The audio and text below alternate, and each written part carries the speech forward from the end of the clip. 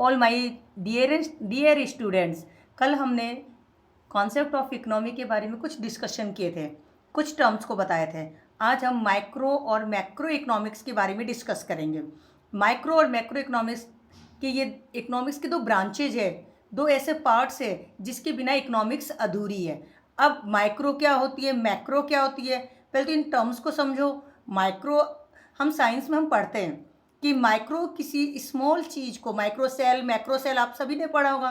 तो माइक्रो किसी स्मॉल चीज़ को, सूक्ष्म चीज़ें जिसे हिंदी में कहते हैं हम सूक्ष्म, यानी छोटी चीज़ों को के बारे में जो स्टडी करता है वो माइक्रो है। और मैक्रो जब होल लेवल पे चला जाता है, जो किसी बड़े चीज़ को बड़े लेवल पे, लार्ज लेवल पे जो करता है कवर, उसे हम मैक्रो करते हैं। सेम एज इट इज़ हमारे यहाँ पे इकोनॉमिक के भी दो ब्रांचेज हैं, micro and macro economics. First micro और मैक्रो इकोनॉमिक्स को फर्स्ट टर्म यूज किया था रैगनर फ्रिज 1933 में। इन्होंने ये टर्म्स लाए थे मैक्रो और micro. Subject matter of economics के रिगार्डिंग ये दो ब्रांचेज हैं, माइक्रो और मैक्रो। आप यहाँ देख रहे हो कि माइक्रो क्या करता है। माइक्रो एक सिंगल इंडिविजुअल स्मॉल लेवल पे जो स्टडी करता है उसे हम माइक्रो कहते हैं। इसी तरीके से माइक्रो प्राइस थ्योरी भी कहलाती है। माइक्रो में डिमांड और supply same as it is. Macro क्या करता है, ये होल लेवल लार्ज लेवल पे जो स्टडी करता है इकोनॉमी की, वो हमारा मैक्रो लेवल चला जाता है, जिसमें हम इनकम की थ्योरी के बारे में स्टडी करते हैं। जैसे यहाँ पे माइक्रो डिमांड एंड सप्लाई है, वैसे यहाँ पे मैक्रो में ये aggregate demand and aggregate supply के बारे में स्टडी करता है।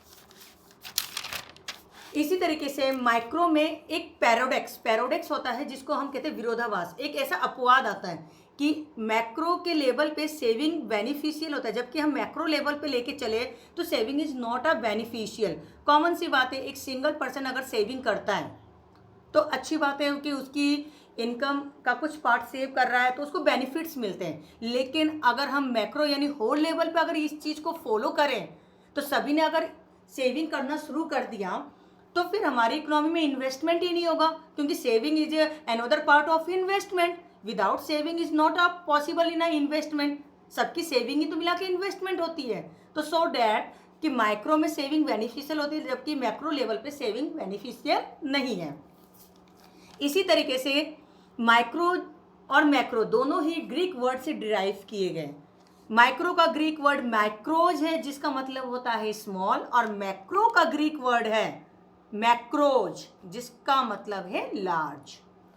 नाउ द क्वेश्चन कि which is more important, micro और मैक्रो इकोनॉमिक्स। शायद ये आपने कभी किसी बुक में ना पढ़ा होगा, ना कभी ये दिमाग में बात आई होगी। माइक्रो मैक्रो टर्म तो सभी सुनते हैं, लेकिन माइक्रो और मैक्रो में से कौन सा मोर इंपॉर्टेंट है, कभी ये माइंड में क्वेश्चन ही नहीं आएगा। हो सकता है कई टीचर्स ने इसको इग्नोर भी कर दिया, नहीं भी बताया होगा। लेकिन ये भी एक क्वेश्चन आता है कि हम किसको बेस्ट माने, माइक्रो को बेस्ट माने या मैक्रो को।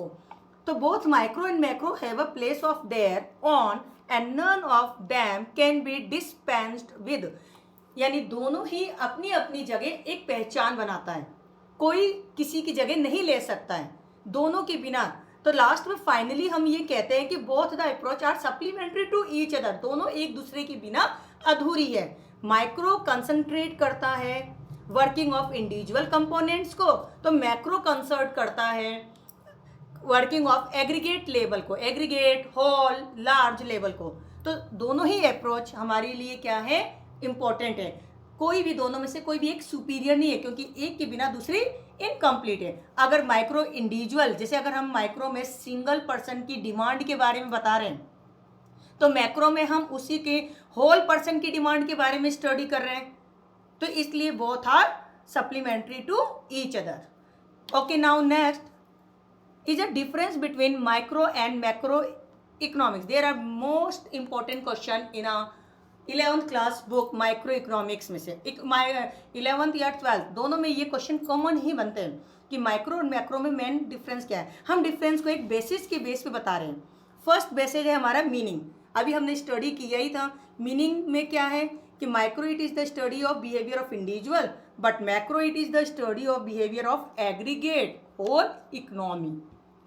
इनके सेकंड टूल्स, माइक्रो में हम डिमांड एंड सप्लाई के टूल्स होते हैं, जैसे किसी गाड़ी के लिए औजारों की ज़रूरत होती है, वैसे ही हमें माइक्रो मैक्रो को स्टडी करने के लिए उसके कोई टूल्स तो होने चाहिए, कुछ औजार होने चाहिए। वो क्या है? Demand and supply, same as it is macro में है aggregate demand and aggregate supply.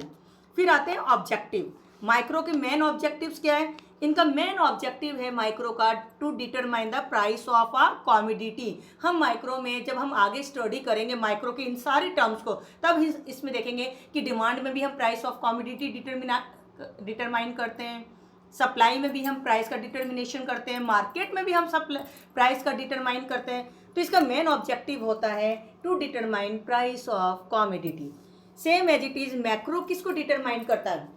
अब होल लेवल है तो होल लेवल पे क्या डिटरमाइन होगा? इनकम एंड एम्प्लॉयमेंट, कि हमारी नेशनल इनकम क्या है, कितने हमारे एम्प्लॉयमेंट, फुल एम्प्लॉयमेंट है या अंडर एम्प्लॉयमेंट है या अनएम्प्लॉयमेंट है। तो ये सारा जो डिटरमाइन करता है ये मैक्रो।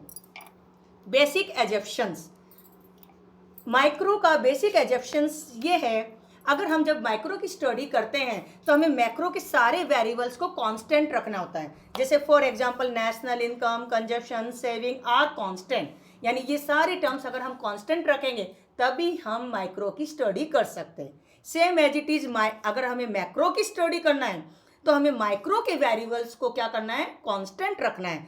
जैसे household and firms price of individual product are constant, यानी जितने भी इंडिविजुअल लेवल है उनको अगर हम कांस्टेंट रखेंगे तो मैक्रो की स्टडी होगी। फिर है अदर नेम, माइक्रो का अनदर नेम है प्राइस थ्योरी, इसको हम it is also known as price theory. और मैक्रो को it is also known as income and employment theory. And last point is a example, without example is difference is not complete. तो so now read last example, इसका example है individual income, individual output, demand, supply etcetera. Same as it is macro, national income, national output, aggregate demand, aggregate supply, so extra.